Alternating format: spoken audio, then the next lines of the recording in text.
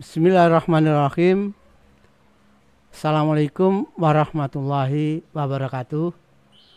Selamat datang di channel Kirana, channel kisah Rasul, Nabi, dan peradaban bersama Agus Mu'alif Rohadi.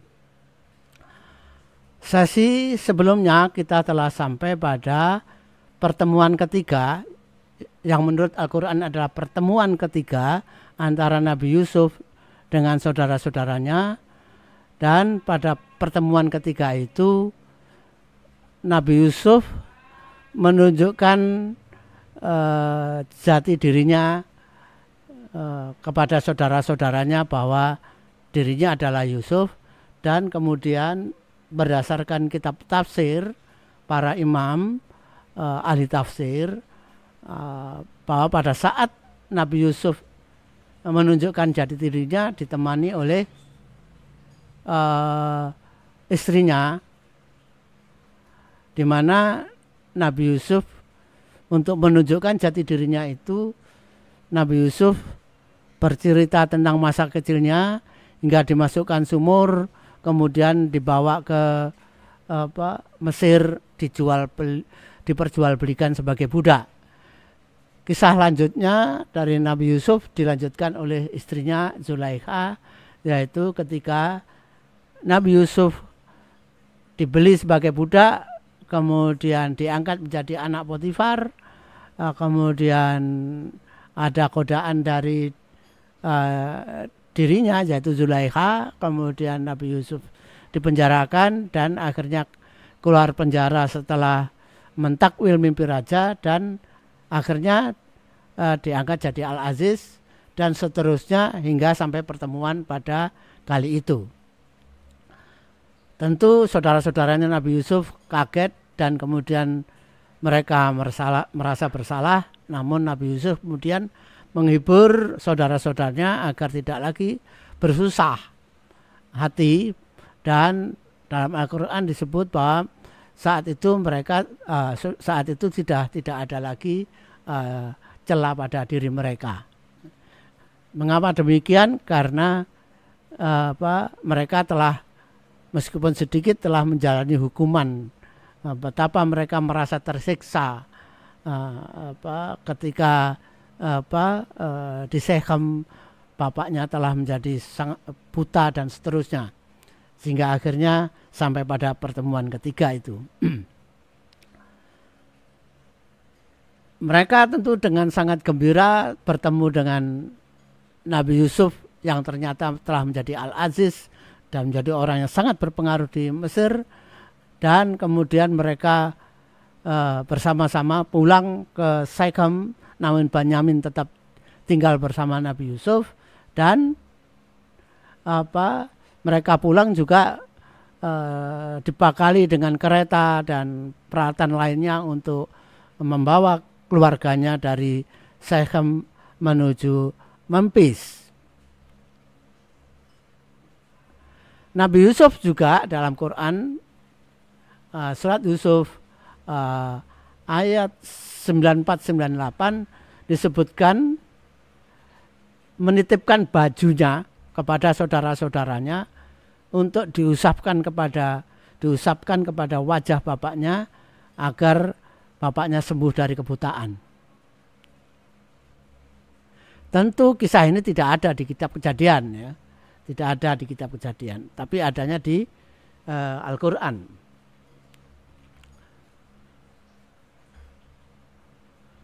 Dengan membawa baju Nabi Yusuf dan semua peralatan untuk pindah rumah untuk seluruh keluarganya, mereka kemudian pulang. Kemudian dikisahkan ketika masih belum nampak rombongan anak-anak Yakub ini, belum nampak dari rumah mereka, tapi sudah tidak terlampau jauh, dikisahkan bahwa Nabi Yakub berkata kepada para cucunya, ya, istrinya, menyatakan bahwa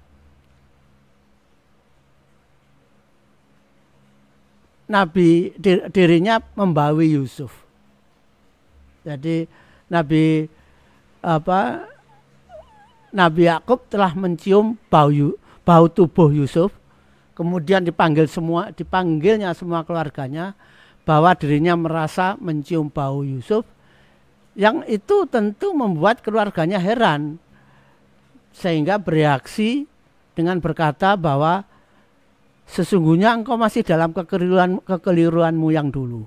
Jadi keluarganya masih tidak habis pikir, ya, bagaimana Nabi Yakub kok merasa membaui tubuh Yusuf, padahal mereka telah berpisah lebih dari 20 tahun, ya. Tapi tiba-tiba merasa membaui Nabi Yusuf. Tapi tidak lama kemudian, setelah Nabi Yakub menyatakan seperti itu, dari kejauhan nampak seorang memacu kudanya menuju rumah mereka. Ternyata dia adalah anak Israel yang ketika sampai di depan rumah bapaknya, langsung menghambur kepada bapaknya dan mengatakan bahwa telah bertemu Yusuf yang ternyata telah menjadi Al-Aziz, ya. Tentu Nabi Yakub kaget tapi juga bahagia bahwa ternyata meskipun Nabi Yakub mengetahui bahwa Nabi Yusuf di Mesir dan belum mati, ya, tapi di Mesir, tapi tidak mengetahui apa yang terjadi pada Nabi Yusuf. Begitu mendengar berita bahwa yang menjadi Al-Aziz adalah Nabi Yusuf, tentu Nabi Yakub sangat gembira, ya. Setelah itu, setelah rasa kegembiraan itu reda, kemudian anak Israel ini memberikan baju Yusuf kepada bapaknya untuk diusapkan ke wajah bapaknya. Ketika baju itu diusapkan pada wajah, pada mata Nabi Yakub, tiba-tiba mata Nabi Yakub dapat melihat lagi. Demikianlah mukjizat yang diberikan kepada Nabi Yusuf, sehingga hanya dengan mengusapkan bajunya kepada wajah bapaknya, maka bapaknya yang buta itu kemudian dapat melihat lagi.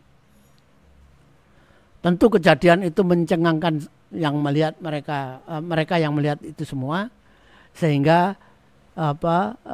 mereka kemudian bersyukur dengan keadaan Nabi Yakub yang matanya telah pulih kembali dan dapat melihat seperti sedia kala. Nabi Yakub juga berkata kepada mereka bahwa, bukankah telah aku katakan kepada kalian bahwa aku mengetahui dari Allah apa yang tidak kamu ketahui, ya. Jadi ini mengkonfirmasi bahwa sebenarnya meskipun Nabi Yakub itu sangat bersedih, tapi Nabi Yakub mengetahui bahwa Nabi Yusuf masih hidup dan berada di Mesir sedang menjalankan tugas kenabiannya. Namun Nabi Yakub tidak mengetahui secara detail bagaimana keadaan Nabi Yusuf dalam menjalankan kenabiannya. Dan setelah akhirnya anak Israel memberikan kabar bahwa Nabi Yusuf menjadi Al-Aziz, maka tentu Nabi Yakub sangat bahagia, demikian pula para keluarganya. Tidak lama kemudian semua rombongan anak Israel datang dengan membawa seluruh peralatan yang dibutuhkan untuk boyongan dari Sikem ke Memphis, ya. Kitab Kejadian pasal 45 ayat 27-28 mengkisahkan bahwa anak-anak Israel untuk meyakinkan bapaknya bahwa mereka telah bertemu dengan Yusuf, yaitu dengan menunjukkan iring-iringan kereta, kuda, dan barang pemberian Nabi Yusuf sebagai bukti bahwa mereka telah bertemu Yusuf yang telah menjadi pemimpin yang punya kekuasaan tertinggi di Mesir. Namun dalam kitab Kejadian tidak dikisahkan bagaimana sebelumnya Israel yang matanya buta kemudian bisa sembuh kembali. Jadi di kitab Kejadian tidak dikisahkan bagaimana proses penyembuhan Nabi Yakub dari kebutaannya itu. Jadi itulah yang bisa kita lihat perbedaan antara Al-Quran dengan kitab Kejadian ya. Akhirnya setelah istirahat cukup ya, di Sichem, kemudian Nabi Yakub berpamitan kepada tetangganya, kepada para pengikutnya, sebenarnya kepada para pengikutnya, bahwa dirinya dan seluruh keluarganya tanpa satu orang pun yang akan tertinggal akan pindah ke Mesir, ke Memphis Mesir, karena permintaan dari Nabi Yusuf. Tentu tetangganya yang meskipun dengan sangat berat hati, karena Nabi Yakub adalah nabi mereka ya. Dalam perkampungan itu Nabi Yakub adalah nabi mereka yang dalam perkampungan itu adalah termasuk di dalamnya para pengikut Nabi Yakub yang dibawanya sejak Nabi Yakub sejak di Haran ya, tinggal di Haran ya, hingga sampai mereka mempunyai cucu ya. Jadi tentu sudah cukup banyak, dan mereka tentu merasa kehilangan ketika Nabi Yakub berpamitan untuk pindah tempat yang tentu tidak diketahui kapan akan balik lagi ke Sichem. Apakah Nabi Yakub akan berkesempatan bertemu lagi, atau apakah Nabi Yakub, apakah dirinya akan bisa balik ke Sichem lagi. Apalagi kemudian diberitahukan oleh saudara-saudara Nabi Yusuf bahwa berdasarkan takwil Nabi Yusuf terhadap mimpi raja, maka musim kering masih akan berjalan 5 tahun lagi. Jadi perpisahan yang mengharukan dan perpisahan yang mungkin tidak akan ada kesempatan untuk bertemu lagi. Dan faktanya dalam sejarah ketika Nabi Yakub pindah ke Mesir bersama keluarganya, maka sejak itu pula anak-anak Israel berkembang biak di Mesir ya. Jadi berkembang beranak pinak ratusan tahun di Mesir sebelum akhirnya nanti mereka akan keluar dari Mesir pada masa Nabi Musa, tapi itu terjadi nanti sekitar hampir 600 tahun kemudian ya. Jadi cukup panjang ya, ratusan tahun Bani Israel berkembang di Mesir, jumlahnya menjadi lebih dari 1 juta nantinya. Pada saat pindah, kalau kita hitung dari kitab Kejadian tentang anak dan cucu Nabi Yakub, maka yang pindah pada saat itu keluarga Nabi Yakub itu berjumlah 70 orang. Itu termasuk Nabi Yusuf, Zulaikha, dan 2 anaknya. Jadi dari Sichem itu berjumlah 64 orang yang pindah ke Mesir. 70 bersama Nabi Yusuf dan istri anaknya dan anaknya. Perjalanan ini memang menjadi perjalanan yang bersejarah, karena untuk pertama kalinya Bani Israel harus keluar dari Baitul Maqdis, dan mereka tidak mengetahui kapan mereka harus balik lagi ke Baitul Maqdis.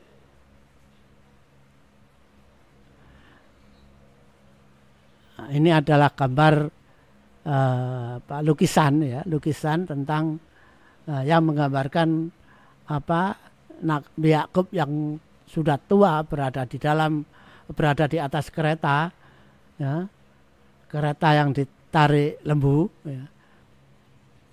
Ya, ini gambar ilustrasi saja tentang kepindahan Nabi Yakub dan keluarganya dari Sichem ke Mesir. Jadi pada masa lalu ada hubungan yang sangat erat ya, antara Bani Israel dengan masyarakat Mesir, di mana Bani Israel untuk pertama kali berkembang dengan jumlah yang besar itu justru di Mesir, bukan di Baitul Maqdis. Ya. Jadi di Mesir berkembang untuk pertama kali. Bila kita hitung dari bila kita hitung tahun kedua musim kemarau, ya, dengan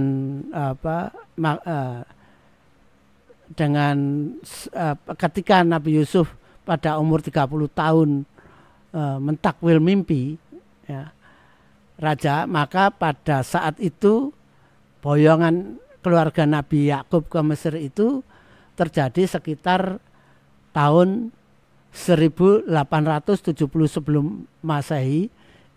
Jika tahun itu maka pada masa Raja Senusri III. Tapi juga mungkin terjadi pada tahun 1850 sebelum Masehi.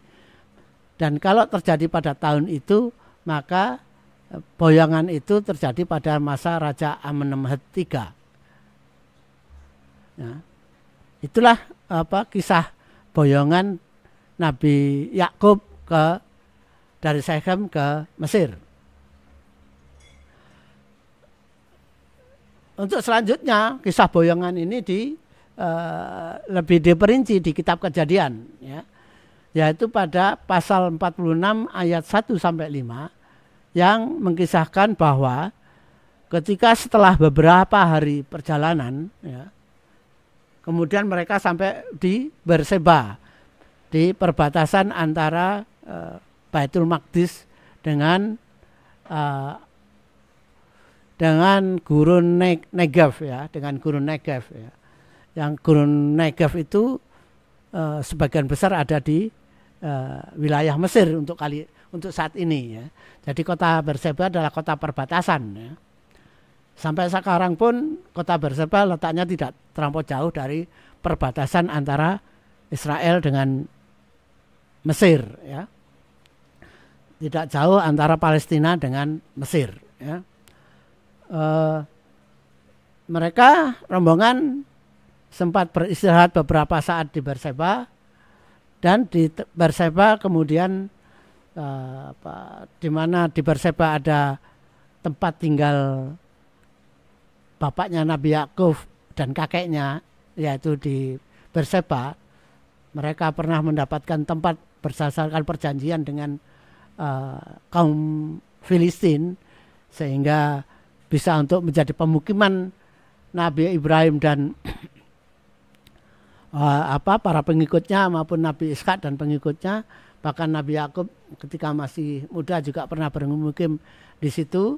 Nabi Yakub ketika pindah ke Mesir bersama rombongan keluarganya sempat tinggal di situ, sempat istirahat di situ, ya.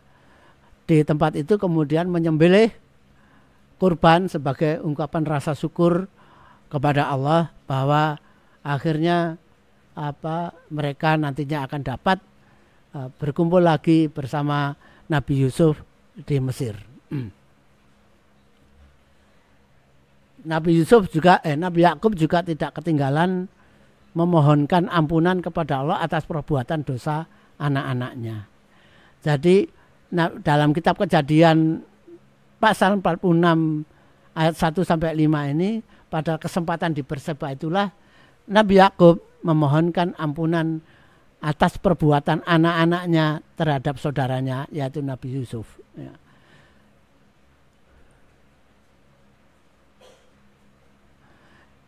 Dalam kitab Kejadian diinformasikan bahwa Allah menjawab doanya dengan menyatakan bahwa Allah akan menyertai perjalanannya dan akan menjadikan keturunannya menjadi bangsa yang besar di tanah Mesir.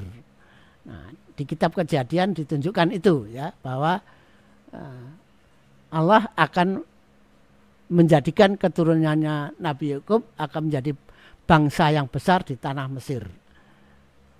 Nabi Yakub juga akan meninggal di Mesir, dan tangan Nabi Yusuf yang akan mengatupkan kelopak matanya. Jadi meninggalnya Nabi Yakub akan ditunggu oleh Nabi Yusuf dan saudara-saudaranya, dan pada saat meninggalnya yang menutup kelopak matanya Nabi Yakub adalah Nabi Yusuf.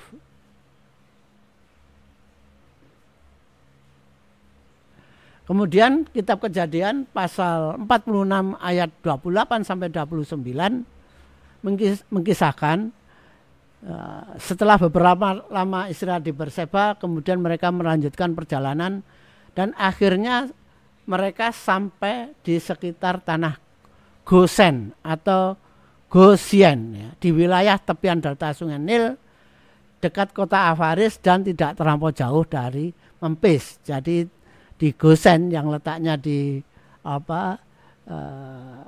hilir Sungai Nil yang di situ banyak anak sungai, menjadi tempat yang subur di Mesir, ya.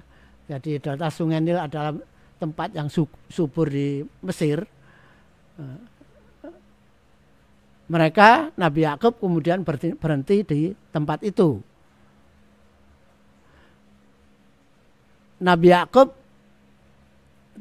tentu meskipun sudah ada berita bahwa Nabi Yusuf yang memerintahkan untuk pindah ke Mesir, namun Nabi Yakub kemudian masih ingin memastikan lagi bahwa dirinya dan keluarganya akan diterima di Mesir. Oleh karena itu, dalam kitab Kejadian ini dikisahkan Nabi Yakub mengutus Yehuda ke Memphis untuk memberitahu Nabi Yusuf bahwa bapaknya dan keluarganya telah sampai di Gosen.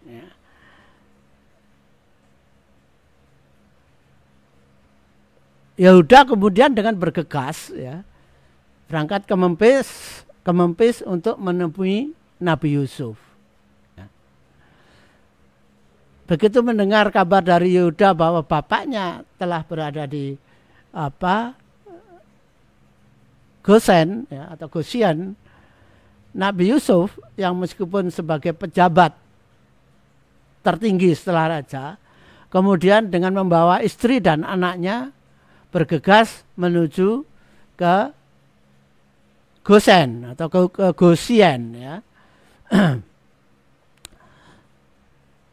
Tentu kepergian Nabi Yusuf, istri dan anaknya diiringi oleh rombongan pegawai istana, ya, untuk menjaga keselamatan Nabi Yusuf, ya. Karena saat itu para pengikut Dewa Amin juga masih cukup banyak karena memang tidak dibubarkan oleh raja, meskipun para pengikut Dewa Amin ini sudah dikalahkan oleh Nabi Yusuf, ya. Namun untuk menjaga keselamatan Nabi Yusuf tentu dan keluarga ini tentu diikuti oleh pasukan pengawalnya.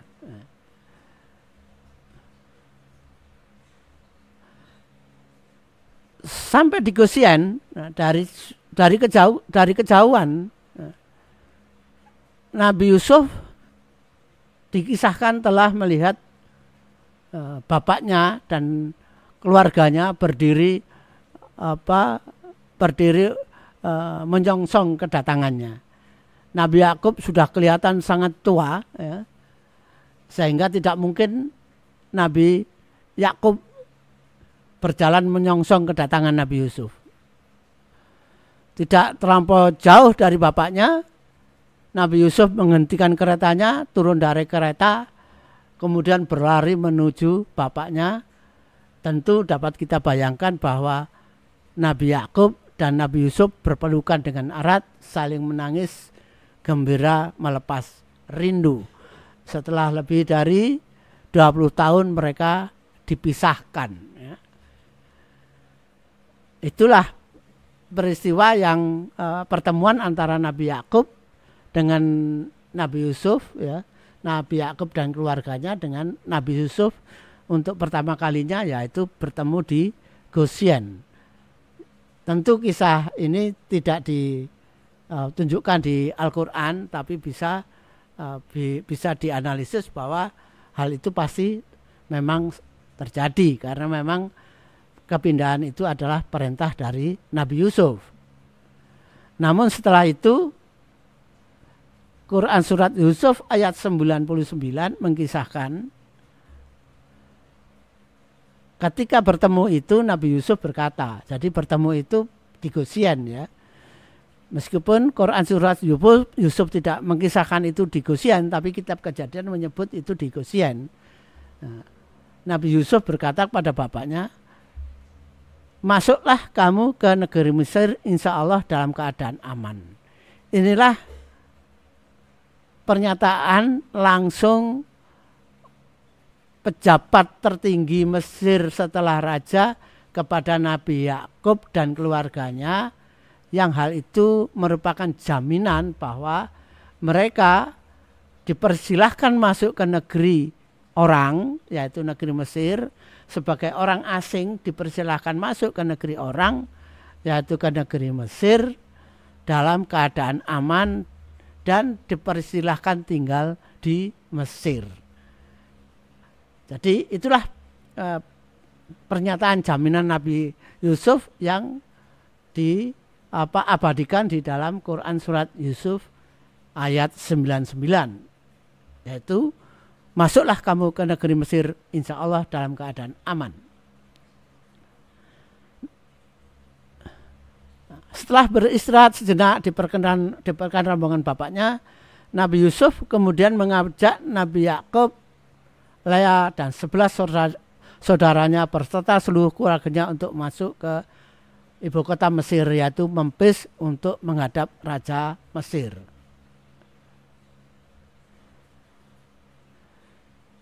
Ada tambahan dari kitab Kejadian pasal 46 ayat 30. Dalam pertemuan itu menanggapi pernyataan Nabi Yusuf yang mempersilahkan masuk ke Mesir kepada bapaknya, Nabi Yakub kemudian berkata kepada Nabi Yusuf, sekarang bolehlah aku mati setelah aku melihat mukamu dan mengetahui engkau masih hidup. Jadi itu adalah tambahan dari kitab Kejadian yang saya juga tidak punya alat untuk menilai apakah pernyataan ini benar atau tidak ya. Tapi intinya setelah itu Nabi Yakub kemudian dan keluarganya melanjutkan perjalanan menuju ibu kota Mesir, yaitu di Memphis. Quran surat Yusuf ayat 100 sampai 101 mengisahkan, sebelum ke istana raja, Nabi Yusuf mengajak bapak, ibu dan saudara-saudaranya beristirahat di istananya Nabi Yusuf terlebih dahulu. Jadi sebelum ke istana raja diminta untuk istirahat di istana Nabi Yusuf terlebih dahulu. Ketika sampai di istana Nabi Yusuf, kemudian untuk menghormati bapak dan ibunya, Nabi Yusuf kemudian mendudukkan bapaknya di singgasananya. Ya. Jadi sopan santun Nabi Yusuf terhadap bapaknya, maka bapaknya dituntun untuk duduk di singgasananya, dan istrinya Nabi Yusuf menuntun ibunya Nabi Yusuf untuk didudukkan di singgasana dirinya. Jadi Nabi Yusuf menuntun bapaknya, Zulaikha menuntun Lea istri Nabi Yusuf untuk duduk di kursi singgasana Nabi Yusuf maupun singgasana Zulaikha.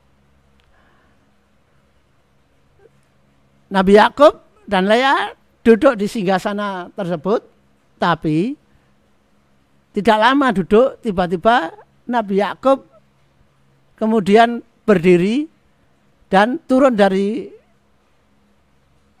singgasana, ya, yang kemudian diikuti istrinya, dan meminta Nabi Yusuf kembali duduk di singgasananya.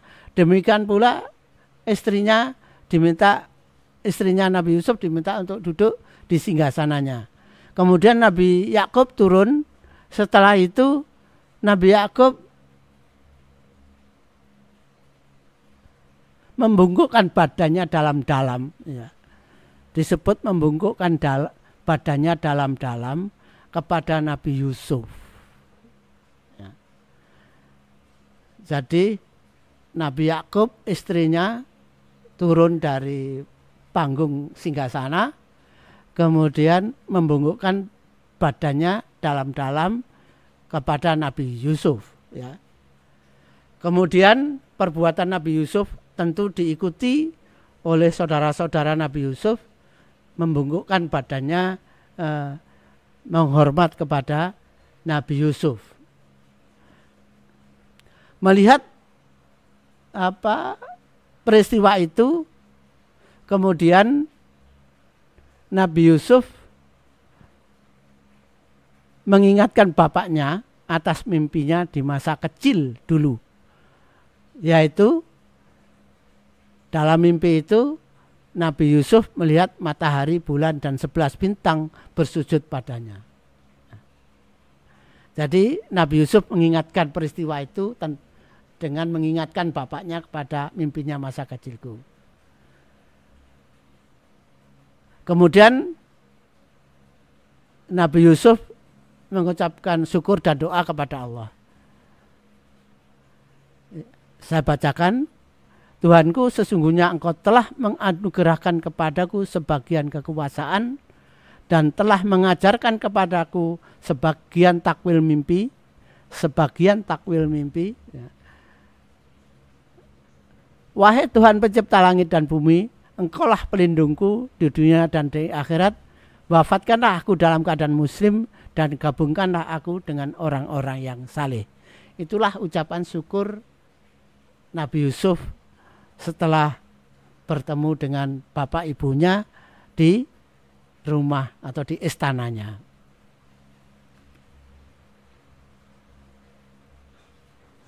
Kitab Kejadian pasal 47 ayat 1 sampai 27 mengisahkan, setelah cukup beristirahat di rumah atau di istana Nabi Yusuf, kemudian diajaknya bapak, ibu, dan saudara-saudara menghadap Raja Mesir.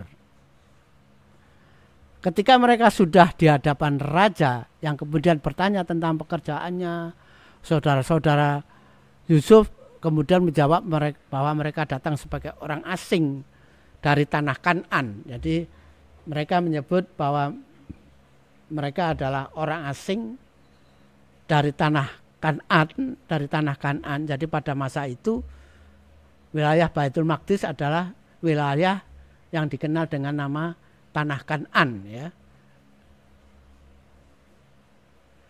Dan saudara-saudara Nabi Yusuf menceritakan bahwa pekerjaan mereka adalah penggembala ternak, tetapi saat itu padang rumput di tempat tinggalnya sudah kering sehingga tidak lagi tersedia makan bagi ternak yang tidak tersedia lagi makanan bagi ternak yang digembalakannya. Dan oleh karena itu mereka meskipun sudah dipersilakan masuk, tetapi mengulangi lagi permohonan dengan mengulangi permohonan, yaitu agar mereka dapat diperbolehkan ditinggal di Mesir dengan diberi tempat di Goshen dengan pekerjaan sebagai gembala ternak kambing, domba, sapi, dan onta. Permintaan dari saudara-saudara Nabi Yusuf agar mereka tinggal di Goshen tentu disetujui oleh raja, karena memang raja telah sejak awal menyediakan tanah tersebut untuk tempat tinggal Nabi Yakub dan keluarganya, ya. Jadi memang sudah disediakan bagi Nabi Yakub tanah di Goshen tersebut. Bahkan Raja Mesir kemudian meminta agar ternak-ternak raja juga digembalakan oleh saudara-saudara Nabi Yusuf. Ini adalah suatu anugerah yang besar, ya. Karena apa? Ternak adalah kekayaan terbesar pada saat itu setelah logam mulia, ya. Setelah logam mulia. Jadi dengan mengembalakan ternak raja, tentu ini menjadi suatu kepercayaan yang sangat tinggi dari raja kepada keluarga Nabi Yusuf. Ya, tentu hal itu terjadi karena jasa Nabi Yusuf yang telah menyelamatkan kehidupan Mesir maupun kehidupan negeri-negeri lainnya, ya. Sehingga mendapatkan kepercayaan dari raja untuk menggembalakan atau menjaga harta benda raja berupa ternak gembala. dengan menggembala dengan menggembala ternak dari raja, sekaligus itu merupakan jaminan keamanan bagi Nabi Yakub dan keluarganya, jaminan bahwa tidak akan ada yang berani mengganggu pekerjaan dari Nabi Yakub dan keluarganya, karena yang digembalakan adalah harta benda milik raja. Mendengar anugerah seperti itu dari raja, kemudian Nabi Yakub kemudian berdoa kepada Allah, memohonkan berkah bagi Raja Mesir dan rakyat Mesir.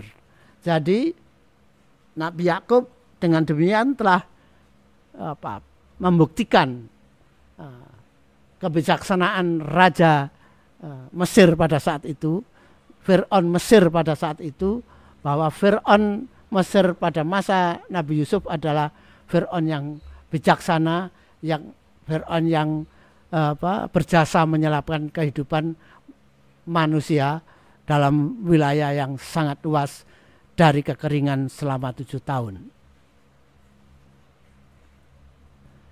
Quran surat Yusuf ayat 111 ya, menutup surah Yusuf dengan menyatakan bahwa sungguh pada kisah-kisah mereka itu terdapat pengajaran bagi orang-orang yang mempunyai akal. Jadi pengajaran bagi orang-orang yang mempunyai akal. Al-Quran itu bukanlah cerita yang dibuat-buat, tapi membenarkan kitab-kitab sebelumnya. Ya, disebut bahwa Quran itu bukanlah cerita yang dibuat-buat, tetapi membenarkan kitab-kitab yang sebelumnya, menjelaskan segala sesuatu, dan sebagai petunjuk dan rahmat bagi orang-orang yang beriman. Jadi ayat ini menjelaskan bahwa pertama, pada awal ayat disebut bahwa ayat-ayat pada Quran surat Yusuf adalah ayat-ayat yang sangat jelas. Ya, ayat-ayat yang dengan demikian menjadi ayat-ayat yang tidak diragukan lagi kebenarannya. Kemudian di dalam ayat penutup disebutkan lagi bahwa Al-Quran bukanlah bercerita tentang sesuatu yang dibuat-buat. Artinya bercerita tentang sesuatu sesuai fakta kebenarannya. Kemudian membenarkan kitab-kitab sebelumnya. Membenarkan dalam ini adalah dalam pengertiannya umum, bahwa kitab-kitab yang sebelumnya itu adalah merupakan wahyu dari Allah juga. Yang tentu Allah tidak akan mengingkari wahyunya, sehingga membenarkan kitab-kitab terdahulu. Ya. Jadi membenarkan kitab-kitab sebelumnya. Jadi membenarkan kitab-kitab terdahulu yang itu adalah wahyu dari Allah juga. Ya. Kemudian Al-Quran adalah menjelaskan segala sesuatu. Jadi setelah membenarkan kitab terdahulu, kemudian menjelaskan segala sesuatu.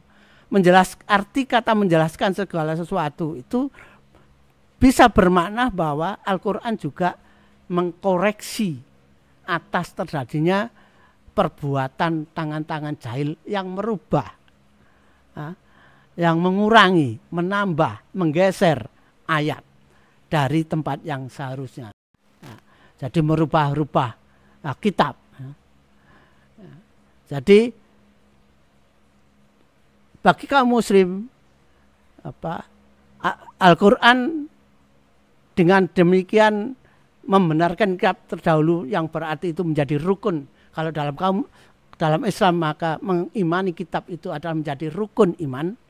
Ya, tetapi tidak mentah-mentah untuk diyakini kebenarannya karena ada perbuatan tangan jahil, sehingga Al-Quran juga mengingatkan bahwa kitab terdahulu telah dicemari oleh perbuatan tangan-tangan jahil, yang kalau kaum muslim membaca karena keimanannya, tapi membacanya juga harus dengan kritis, korektif, mengetahui mana ayat-ayat yang dibuang, mana ayat-ayat yang dikurangi atau mana ayat-ayat yang ditambah, mana ayat-ayat yang digeser dari tempatnya dan lain-lain. Atau ada ayat yang dirubah sedikit kata-katanya sehingga bermakna yang menjadi bermakna berbeda. Yang itu telah kita buktikan dalam Quran surat Yusuf dengan memperbandingkan dengan kitab Kejadian, ada perbedaan-perbedaan yang cukup signifikan. Demikian pula dengan peristiwa-peristiwa sebelumnya memang ada perbedaan-perbedaan yang signifikan. Mulai dari kisah Nabi Ibrahim sampai kisah Nabi Yusuf ini terdapat cukup banyak ayat-ayat dalam kitab Kejadian yang bertentangan ya. Yang bertentangan dengan Al-Quran, juga nampak ada ayat-ayat yang bergeser dari tempatnya sehingga maknanya menjadi tidak seperti seharusnya. Telah kita buktikan semuanya. Nah, itulah penutup dari Quran surat Yusuf. Ya. Tetapi ya, penutup dari Quran surat Yusuf pada ayat 111 ini belum mengkisahkan bahwa kisah Nabi Yakub telah selesai. Ya. Kisah selanjutnya yaitu nanti kita akan mengkisahkan bagaimana selanjutnya kisah Nabi Yakub, Nabi Yusuf dan saudara-saudaranya di Mesir. Ya. Di sana akan ada nubuah-nubuah yang akan menjadi pegangan Bani Israel, ya. Nubuah yang menjadi pegangan Bani Israel hingga sampai sekarang. Ya. Yang itu bisa dilacak dari nubuah-nubuah tersebut. Bagaimana sikap Bani Israel terhadap Palestina dan sebagainya, terhadap Nabi Muhammad bahkan, ya. Mengingkari nubuah bahkan, ya, itu bisa nanti kita bisa lihat. Ya. Mengingkari dalam pengertian maksud saya adalah dalam pengertian membelokkan makna nubuah. Ya. Yang seharusnya begini menjadi begini. Itu nanti di dalam kisah penutup. Kisah Nabi Yusuf dan Nabi Yakub di Mesir. Saya kira untuk sesi kali ini cukup sekian, mudah-mudahan bermanfaat dan menambah wawasan kita tentang kisah para Rasul Nabi dan peradaban. Demikian, billahi taufiq wal hidayah. Assalamualaikum warahmatullahi wabarakatuh.